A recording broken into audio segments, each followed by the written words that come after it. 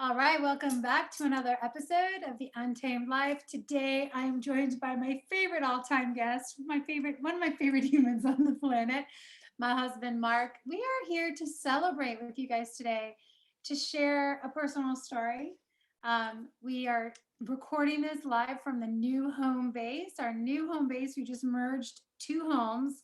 This is a monumental step for us. So we wanted to jump on here to celebrate together, to share our vision with you guys, with the audience, and also share maybe some of the insecurities, the doubts, and the fears that come along the way whenever you're expanding, moving into new seasons, growing as a couple or individually at the same time. So welcome, babe. Thank you. I'm glad to be back on the Untamed Life podcast.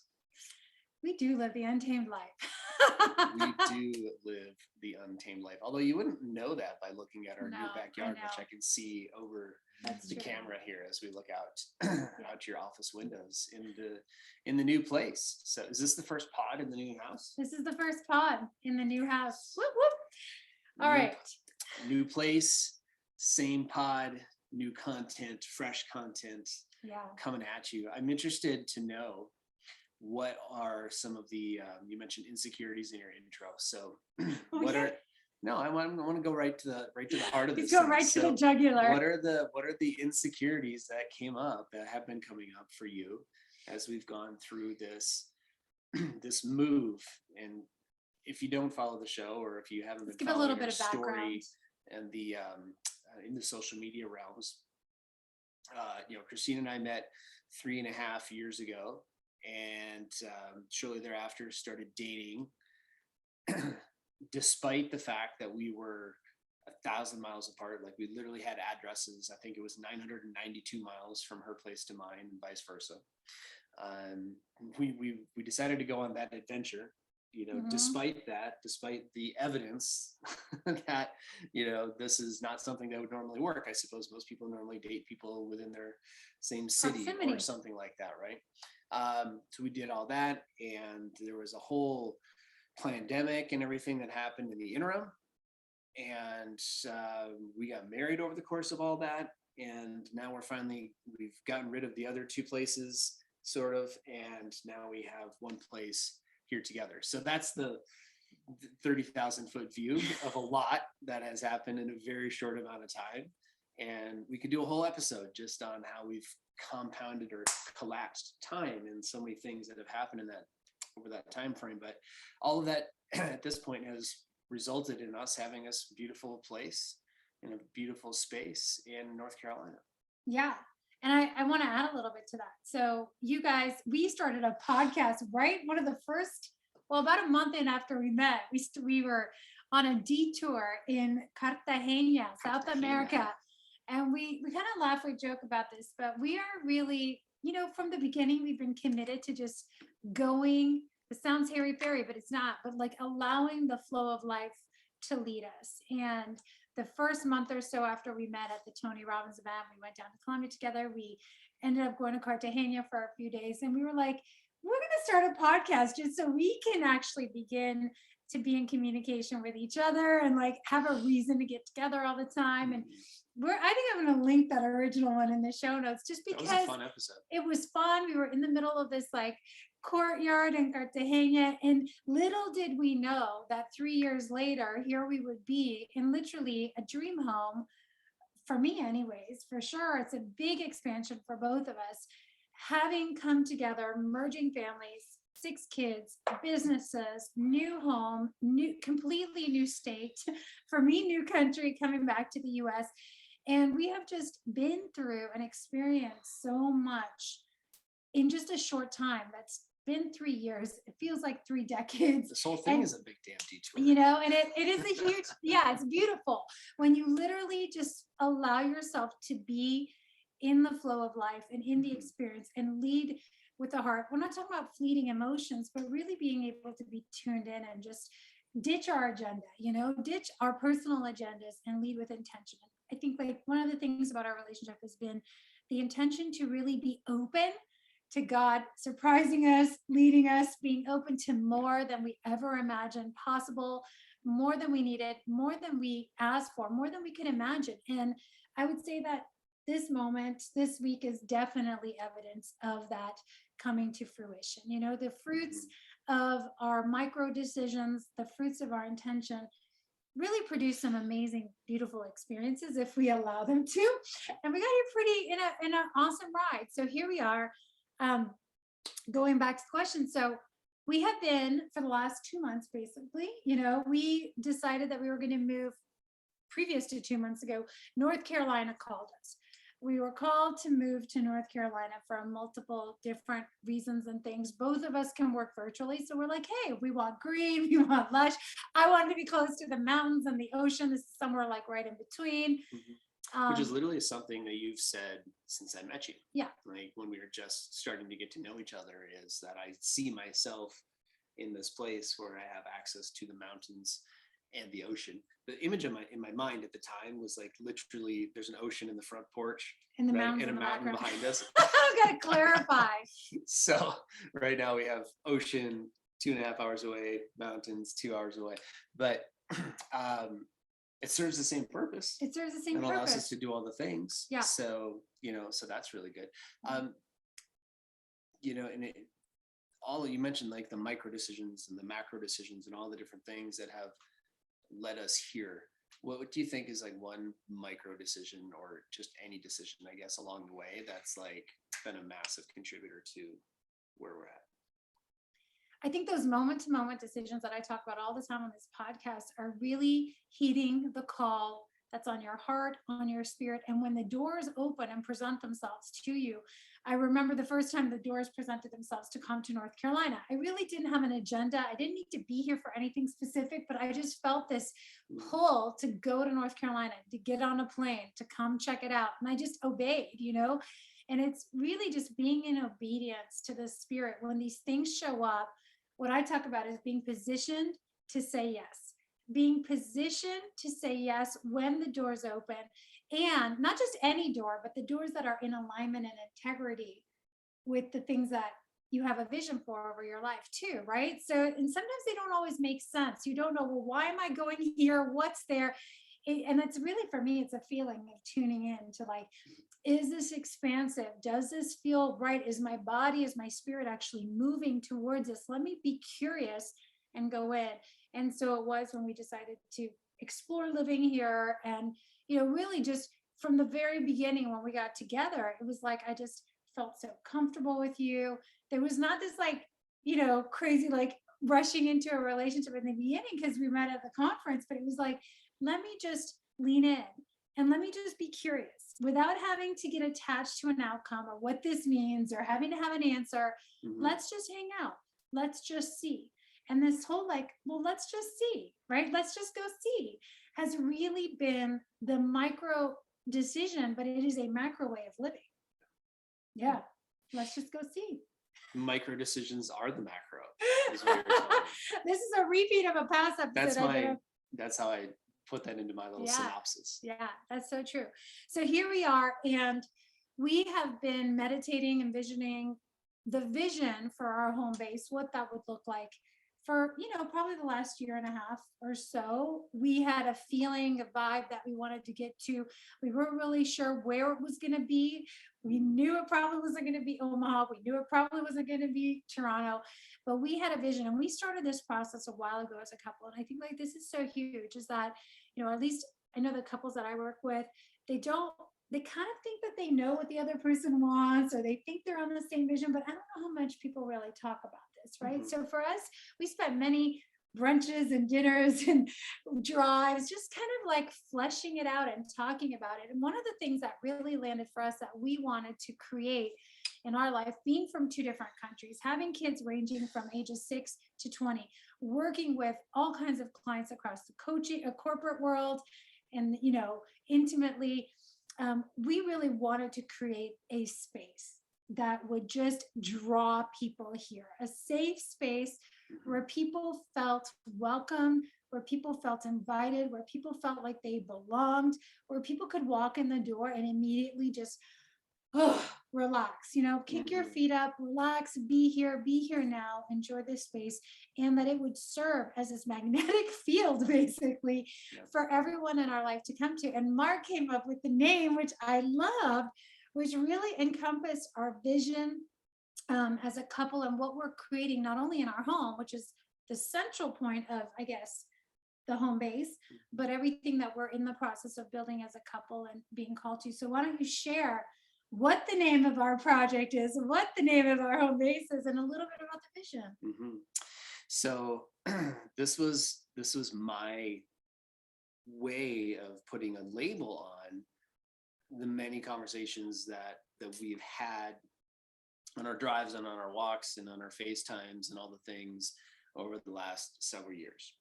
And you'll soon figure out, if you haven't heard me on one of the previous podcasts, like I use a lot fewer words than Christine does. I just like to put things into categories and buckets.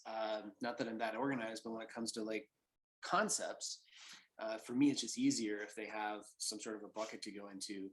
And when I was thinking about all of the different things that we're about and like what we're creating, this label just became very, I don't know, obvious to me. Like I wanted to give everything a place to go, and that's really what this is. Like it's a center point, it's a place, it's a hub for us and all of our people, our kids, our clients, our friends, our family. Like we want this to be a place of gravity that attracts the people to it. Yeah. Right? And the reality is, like, our businesses are global, and we have for sure across North America. Yeah. Right. And then we're doing things with people. I had a call this morning with a guy from India. Right. So I mean, we're doing things on a global basis. Our clients are from all over the place. Our family is all over the place, including our kids. Right. And so, when I'm talking about gravity, I'm talking about the, God orchestrating literally an event that got my ex-wife a job here, that made it possible for my kids to be here, that started to bring your kids right to this place so that we can all be in one area together. And that's Project Gravitas. I use a little, I don't know, Greek or Latin, whatever that is. Honestly, I have no idea. It just it sounds better. But Project Gravitas became about creating a place of gravity, a center point, a hub where all of us can come together, where you can feel safe, where kids can come to get healed up. For me growing up, as I got older, and like left home in my late teens and 20s, I felt like I could still go back to the farm and get healed up. That's what my dad called it. Yeah. It was a place. It was a place where you could go back to get centered, a place you could go to get grounded. And I literally have this fell out of something I was unpacking the other day. I have a dish of dirt from the farm that I grew up on, right? And some stones and rocks, so I can go back, even though I can't go back to that property anymore because it's been sold, but I can still get that grounding and get that feeling, in my hand. And so that's such a really, really important piece. And now that's what we're creating with Project Gravitas, what we've already created.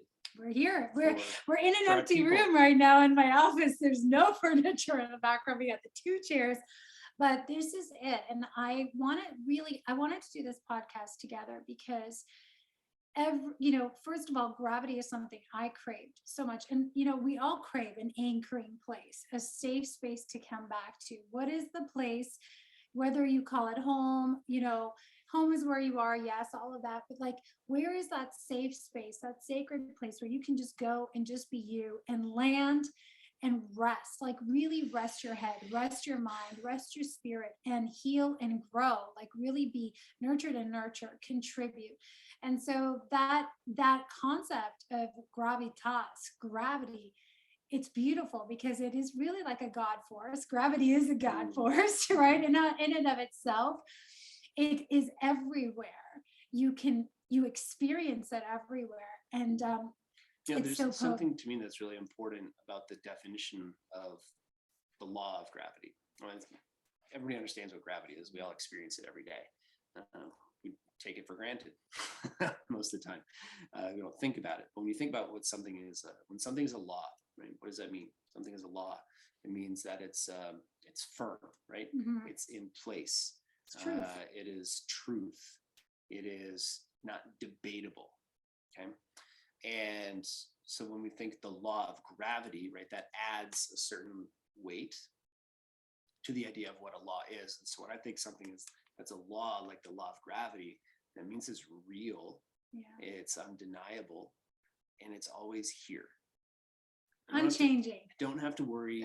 It is changing. I don't have to worry about when I wake up in the morning about whether or not my feet are going to be able to touch the floor. Right. That's not a concern for anybody's anxiety. Like it's dependable, right? Yeah. Gravity shows up every day. There are no days off. It's there. It's dependable. It's useful, and so many other things. And so I can depend on that law of gravity showing up to keep me grounded. And that's what, for me, a lot of what Project Gravitas is about, especially as parents, right? That kids will come to know over time that this place is a place of gravity that I can always come back to, that's always going to be dependable. It may not always be in this house, right? But the place of gravity will always exist. And that mission of what we're creating as a couple, right? The vision and the mission, and getting on the same page and really defining. This is the thing. We've been defining a lot what that gravity is, because I think that's really a missing component in a lot of conversations we have as couples, is we think we're on the same page. We think we're in agreement on what we're creating, but a lot of times we're talking about just the physical building, what it looks like, or the things that we're accumulating, or what we're buying next, or where we're going next, rather than the atmosphere and the energetic footprint, the spiritual and energetic footprint and signature that gets to be over our home. And I know definitely one of the first questions I ask couples when I work with them is, what is the atmosphere of your home, right? Every home, every relationship has an atmosphere or a dynamic. Like it's like a temperature, right? You walk in the room and instantly you can feel it. And it doesn't matter who you are. You can just feel the atmosphere of a room. It carries all the people's energy, all of their objects' energy. Like we are energetic and spiritual beings. So let's not negate this fact. So whenever we, I definitely work with couples. One of the things that I ask is, what is the atmosphere inside of your relationship? And I guarantee that's oozing all over your house, right? So if you don't like the atmosphere, if you don't like the energy or the emotions or whatever you want to use that word of your home, then you must define what temperature do you want it to be. It's just like walking over to a thermostat and you're like, it's too cold in here. It's frigid. It's as cold in our home. It's literally feels cold. People are cold to each other.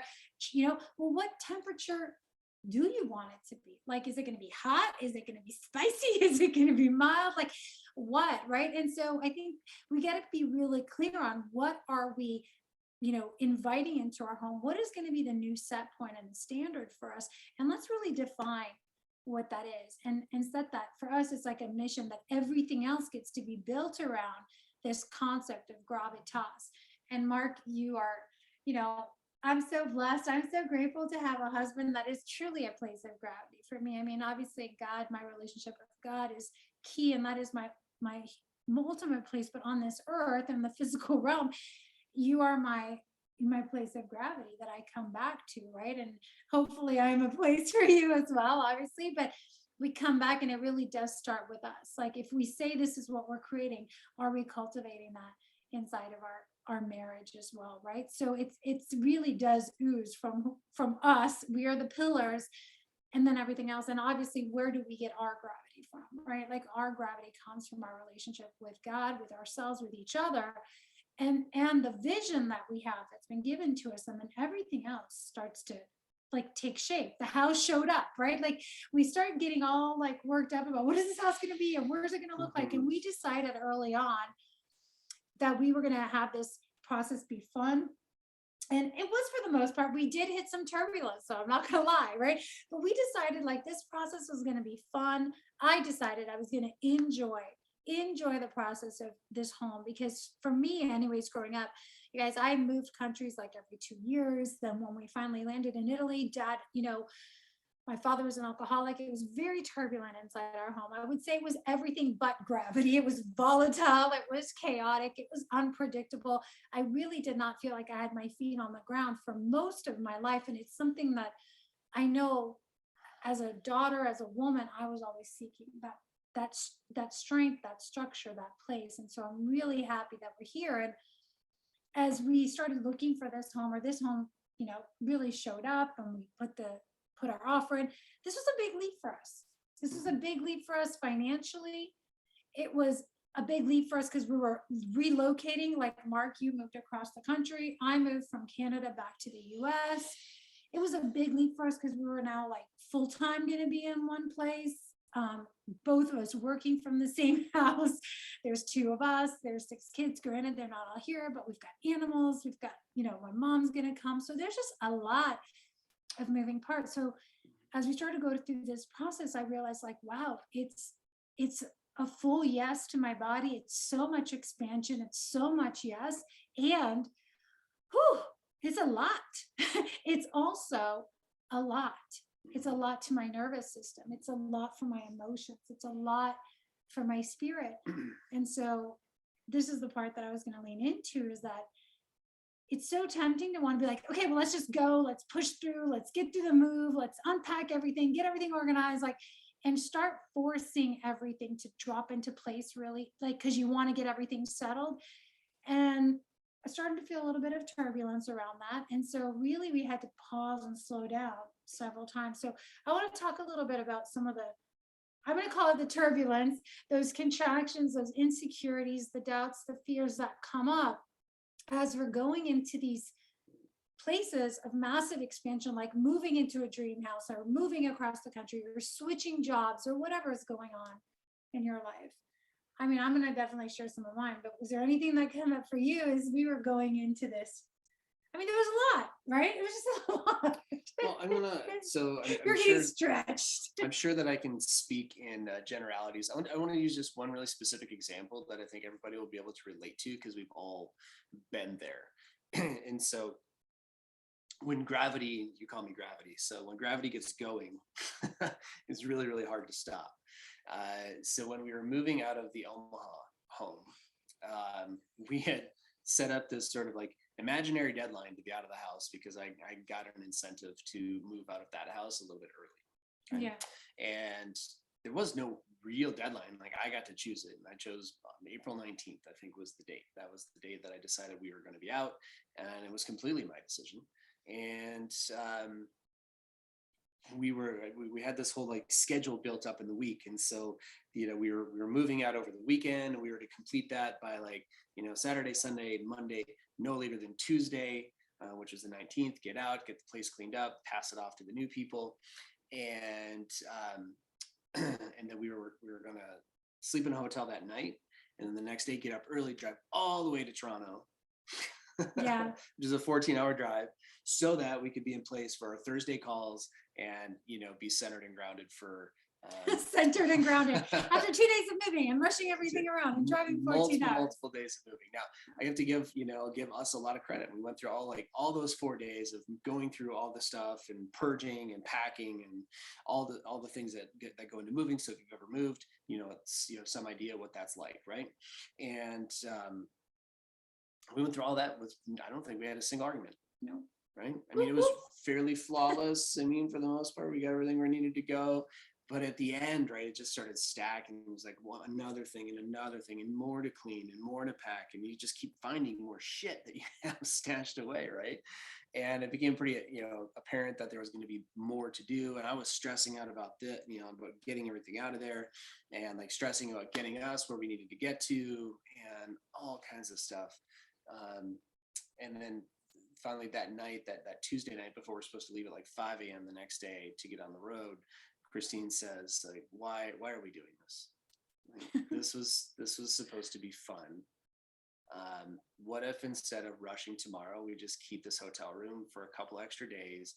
We stay here, we settle in, we'll do our calls right here from the hotel.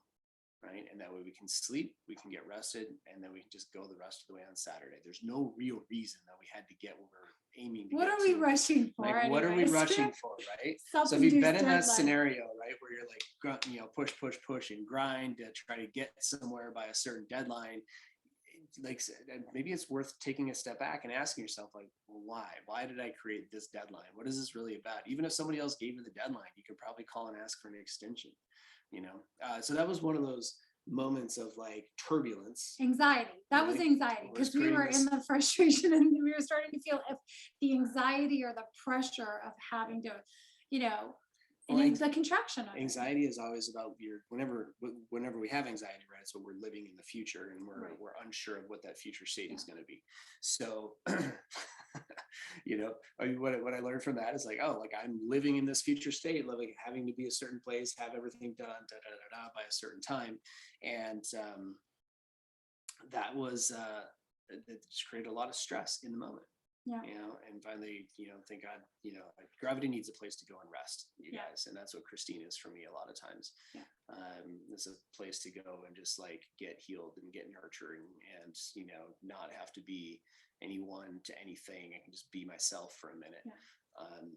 And that was one of those turbulent moments, and that was how we got out of it. And I think like that, what was cool about that was a moment where I became like, I was observing, I was observing you go, and he was really busting his butt trying to be there and do it. And he's breaking his back, like you were breaking your back not literally, but he was working hard. Back, I'd say and we're observing. And so, to the ladies or the men, like there's a little bit of like a lot of discernment here to just take a pause to tune in and go like, okay, if we've set the standard that this is going to be enjoyable and we're going to like really be in this process, like, are we living that out right now? Do we give permission for one of us to call timeout or interrupt the pattern and bring us back to that 0 point, right? Back to that place of gravity. And so we had a beautiful time. We hung out at the pool, talked about that in a previous podcast, but then, I ended up moving the closing date a few weeks later after that, because again, the same thing happened. We were going to be in 2 different countries, and there was like, again, that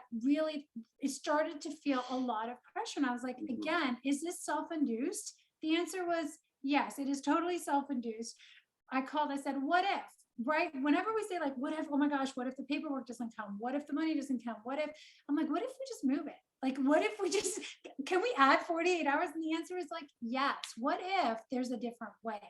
And there was. And so right away, when we're hitting this turbulence, it's kind of like reminds me of being in that plane, and your mind starts going crazy and you're like, whoa, let me just take a breath. Like, can I just relax in this moment, or, and just adjust a little bit.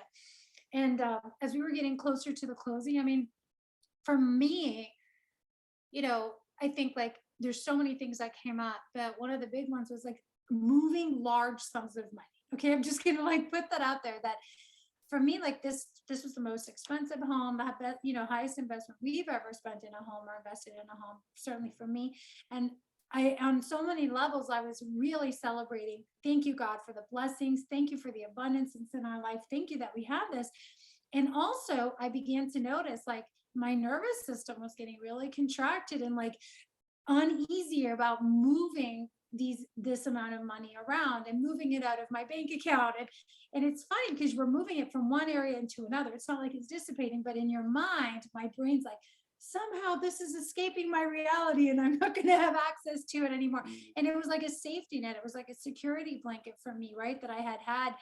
And so to move this money and transfer it, I just noticed like, wow, there was some turbulence for me that I got to work through that was rooted in some things of the past, right?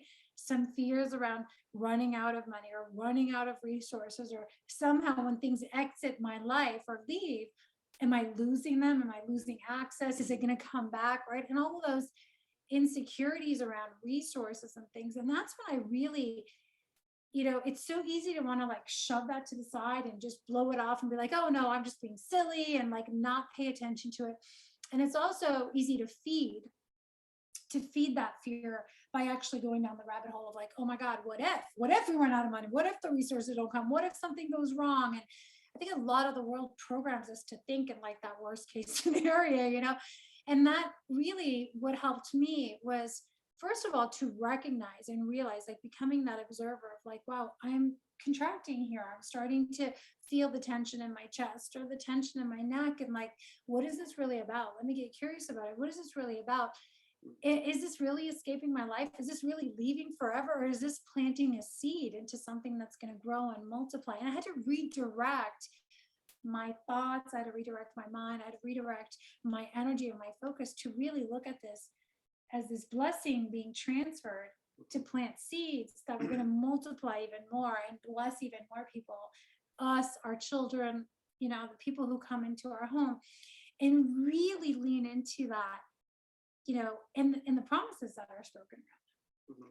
Because otherwise it's so easy to just get stuck, right? And there was a lot of testing for me on this. And again, I think that because for me, a lot of my old programming and, you know, has been around losing homes. You know, we lost our home when I was 17. And then after my, you know, divorce, I lost my home again. And so and I've had a lot of losses in my life where it felt like money or homes or this safe place exited. So this was really a testing ground for me to lean into trusting timing, trusting God's provision, trusting you that, you know, you were going to be a good steward of it with me. Like, it really allowed me to go deeper into trust and deeper into this process. And I really just wanted to bring this up because it's not a one and done. Sometimes we do this work and we're like, oh, totally over this thing, you know, like I'm totally over these trust issues. I'm totally over this lack issues or whatever we call it,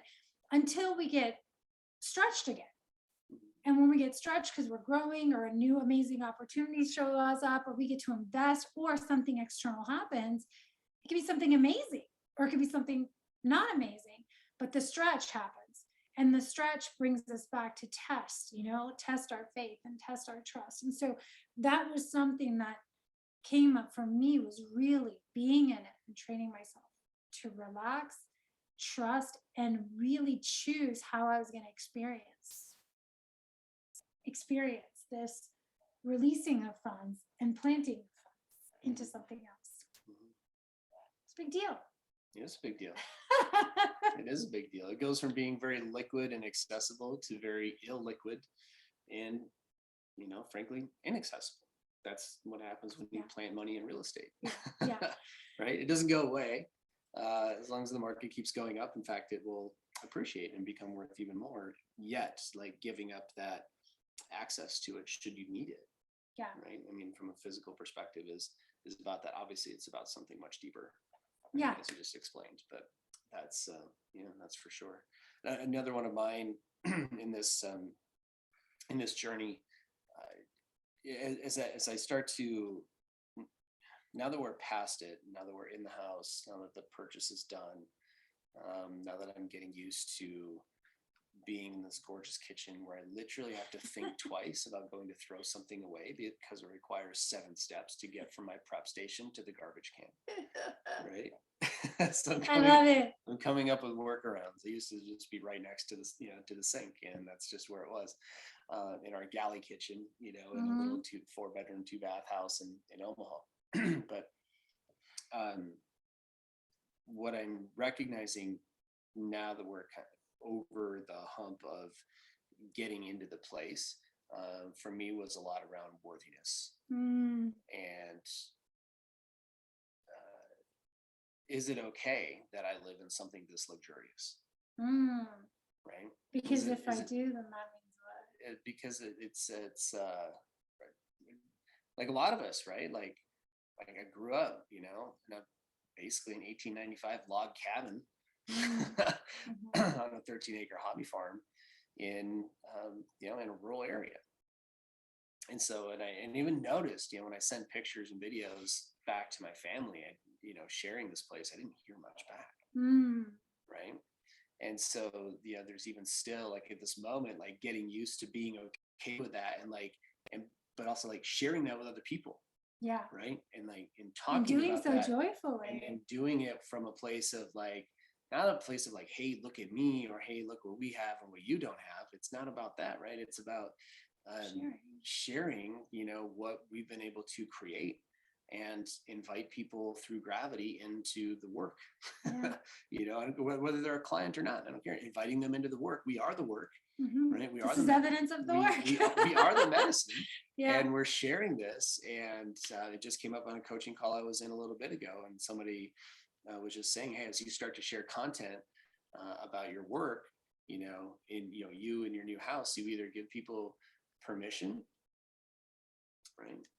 You either become people's reason or you become their excuse. Especially as thought leaders and as leaders in the space, like you either give people not that you give people permission, but you either become someone's reason to say, inspiration. Oh, yeah, their inspiration, or you become their excuse. Yeah. And playing small, right, is often like when I see my leaders, when I see my people that I admire playing small, it becomes my excuse to not have to push myself, to not allow myself to go into that brighter, more beautiful, up-leveled space. So coming into this, I had this like completely irrational freaking story going on in my head that for some reason, because of me, this loan was going to fall through. And I had this and that was like my worst case scenario, because I don't know what it's like in every state, but in North Carolina, you have to put down what's called due diligence money. It's like earnest money, but much bigger than any earnest money that I'd ever put down before. And I think on one house we had to put in 30,000 on the offer that didn't go through, and this one we had to put like 20,000. If the deal falls through and it's your fault, like you just lose that money. So first of all, I had the story in my head. I'm terrified. This is going to be my fault, and Christine's going to lose the $20,000 check that she wrote out of her account to cover that. Right. Yeah. And so I was like all locked up in that story or something else. Like I had some stuff with the IRS a while ago, and that's still getting settled out. And like that was going to cause us to not get the house or whatever. There's just so many other like just little stories that came up for me along the way of like reasons, logical or illogical, that were going to get in the way of us getting this place. And somehow I would prevent the dream. Yeah, that's really the core. That's really the core fears. I'm going to screw this up. Yep. Something I've done is going to come up, haunt me. Something, I don't deserve it. That's the whole undeserving, unworthy. And that's what it was, is those two wolves inside, the proverbial wolves. Yeah. Right. Yeah. Fighting each other. Because the one that wins is the one that you feed. Yeah. Right. And so there's a part of me that wants to stay, stuck in that little house in Omaha. Not that it wasn't a great place. It was just comfortable. It was familiar. Very comfortable. And I know how to pay that mortgage or that rent, right? And I know how to afford that lifestyle. And I know how to be okay, like being okay with how people, perceive my lifestyle and all that stuff. And so everything about this was an upgrade. Everything about this and it's not, the house is great, and the house is evidence of all of that. But it was really about me expanding and being okay with it into this space, and being okay with like letting everybody else see that. Yeah. I think that's really big one. I had this whole inner game that was like trying to detract, like pull me back and keep me stuck. Right. So if you want to keep two lobsters in a pail, if you want to keep a lobster in a pail, what you do is you throw another lobster in, because that other lobster one lobster can climb out of a pail by itself, but the other lobster will always pull it back in. And so I had this inner fight, right, of this inner the other lobster trying to pull me back down and keep me from having the dream, from getting. So how did you manage that? How did you manage that the inner battle of the two wolves and just moving through this process? It was honestly, for me, it was the most challenging part about the whole thing, because I was just viscerally uncomfortable inside for like a month. In your body. In my body. Like in my body, I was just uncomfortable inside. Like there'd be moments of not uncomfortable and like, okay, it's okay, I got this, everything's moving through. I get a note back from the lender saying, yep, everything's good. And they told me like 5 times. And it was good. Everything's fucking fine, Mark.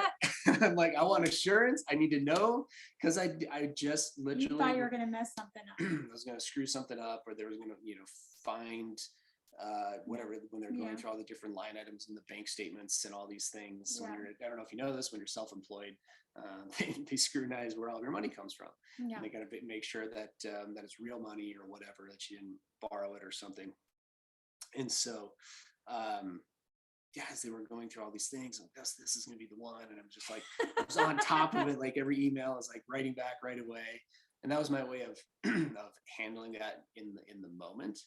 And, the closer we got to like signing the paperwork, it was fine. Like the moment of signing the paperwork, honestly, was like a nothing burger for me. Like it was just like, that's done. It was the leading up to it. It was the leading up to it, all the journey. anticipation. Yeah. Yeah. And this is, anytime that I've made a significant leap, anytime in my life, I've gotten to go through something similar. I'd say this was one of the more viscerally uncomfortable moments. But anytime that I've gone through what I call an upper level or an upper limit, like I want to be able to preach this story that some people preach. It's like, oh, it's it's just fun and easy, just blast through it. Da da da da. I'm like, fuck you. No, it's not that way for me. And in my untamed life, like until it's a little wild and crazy. It gets a little wild and crazy. It gets a little bit bumpy. Yeah. And now I know that that's how I know. Yeah. And I'm okay with that, right? As long as I know where I'm going, I'm clear on what I'm creating, I can tolerate the turbulence, knowing that it's going to be over. And that was the guiding force for me, was like knowing that May 23rd was going to be the deadline. Like there's an end to this. Like I know when I get through this, or at some point we're going to be through this. And now it's on to the next set of the next set of challenges and enjoying the place, just being here. And then one thing I'll just put a cap on that and I'll just toss it back to you is, my dad gave me a card, he used to give these out to people. He said, it's not, it was, I'm going to summarize this just a little bit, but basically it said it was never about the destination, right? I think personal growth doesn't happen without the journey. It's always the journey. It's always the journey. Like where you get to is like, then you're just going to want to go somewhere else. That's how we're wired as humans. Our brains are literally wired to just. It's like, what's the next thing? What's the next thing? What's right? next? Yeah. And so it really was about the journey. And that was what's really important for me on this one, is really learning how much I can tolerate, how much I can handle, not just tolerate, how much I can handle as I crush through these upper limits and get to that next level. In the process. I think like that is so important. I really want to kind of begin to wrap up around here, is that it's, first of all, I want to double down on what Mark said and what you said about the turbulence, the contractions, the resistance that we feel. It's sometimes we're like, oh my gosh, this must be a sign. It's wrong.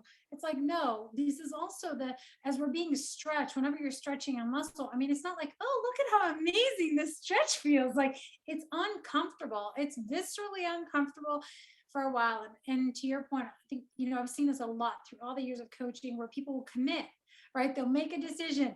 I'm doing this program. I'm signing up. I'm doing the race. I'm doing the thing. I'm buying the house. We're going to fix the relationship. We're going to transform the gravity, the temperature inside our home, whatever the decision is.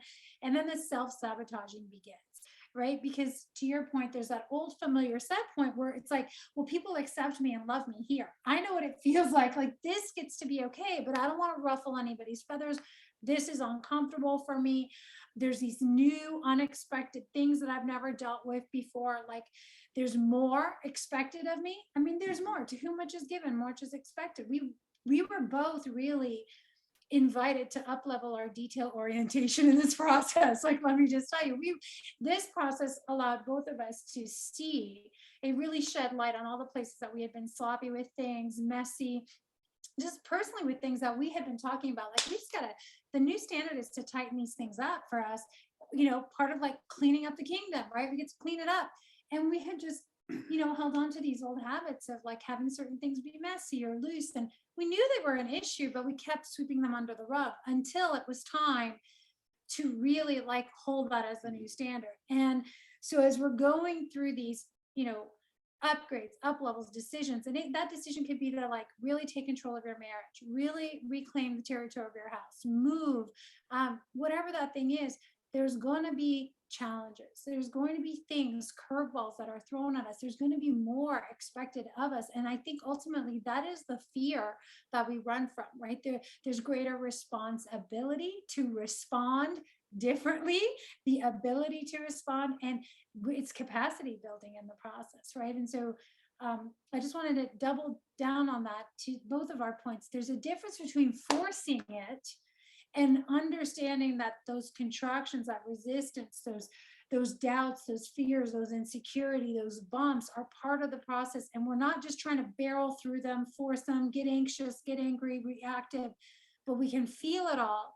We can acknowledge it. We talked about it a lot. And we also just spent a lot of time doing our own inner work in this process to just keep moving towards that which we knew we were being called to, and do it at the pace that felt right for us. We were calling each other back, adjusting the pace as we needed.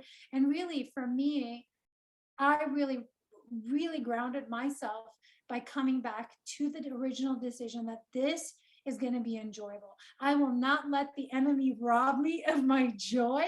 I will be anxious for nothing. I will enjoy this process. I'm going to delight in every step of it. I'm going to stay curious. I'm going to stay open. I'm going to stay trusting. And that became my temperature gauge, that every time I started to go, ooh, I'm not enjoying this anymore, this thing's coming up, or here's another thing, it was like, okay, what would make this fun? What would make this enjoyable? And you kind of go, well, what makes paperwork fun, or what makes paperwork enjoyable? Well, it forces you to start stretching your, the way you look at things and the way you look at your own evolution and things like that. So I know that that's something that kept bringing me back, was reminding myself of how I was going to experience it, like how I was going to choose to experience this. So we talked about, those feelings of unworthiness that come up, those fears about resources exiting our life, for us letting go of controls of things that we were using for security blankets, right? So what are the things in your life that, you're having trouble letting go of as you're growing? There might be habits, behaviors. In the last episode I did on addiction, it's like, so we know I want to get healed, but that means you've got to release the thing that made you sick in the first place, right? Like, what are you holding on tightly that by letting go is actually going to create more freedom for you? It's going to free you. It's going to free up more space. We moved into this place by letting go of that. It has opened up so much spaciousness and has freed us to move into so much more. So we talked about that. We talked about the unworthiness. And the last thing I want to say here is, for me, as I settle here, I'm going to maintain that I get to enjoy the journey of settling in. Right? It's not like, okay, here we are. Everything has to be perfect and it has to be done right now. It's like, I can enjoy the process of creating and having the full experience, right? Of being here, furnishing it, setting up the office. That's why it's like, I don't love doing my podcast in an empty room without the cool background and all the things, but who cares? Like, at the end of the day, it's a raw, real conversation. It's a raw, real show, and this is real life. This is not staged. We're not taking pictures of ourselves in front of some fancy house that we don't own, or renting luxury vehicles for the day.